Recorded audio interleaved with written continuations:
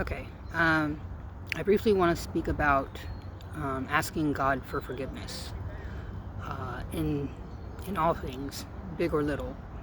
Um, what I'm recognizing about myself is that my ego wants to keep me from asking God for forgiveness.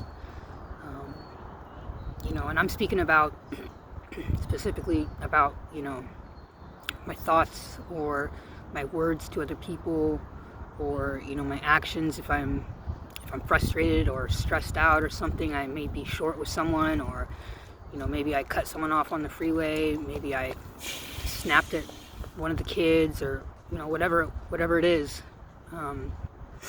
Maybe someone called me for help and I didn't answer the phone or something. Just these things that in and of themselves, they might not seem like big deals, but I think what I'm learning is that not acknowledging those as sins, and not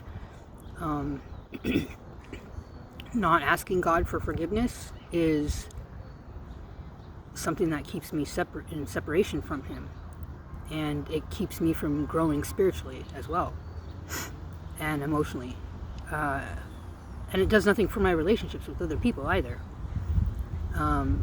because who am I to judge? Who am I to snap at someone? Who am I to don't I do the same thing? I do. And what I'm realizing is that part of me says, oh, I don't want to ask God for forgiveness because I feel like I'm always asking Him for forgiveness. I feel like I'm always doing something wrong. But the point is, I think, is that when we go to God, when we ask Him for forgiveness, we're acknowledging His ultimate all-abounding mercy, His all-abounding grace, His all-abounding forgiveness. And I think that is what, He wants us to recognize. One of the things He wants us to recognize when we go to Him for forgiveness. We're acknowledging that He's so good and so powerful and just so merciful to us, that once we ask for forgiveness, we are forgiven. Now, our duty comes when in needing to acknowledge it and then change our actions.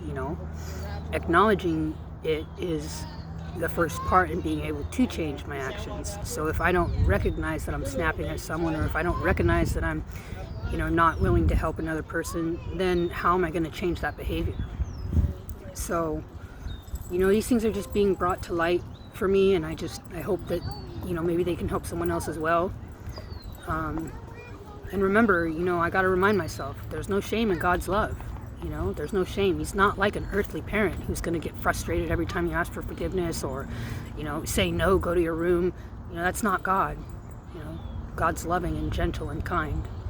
So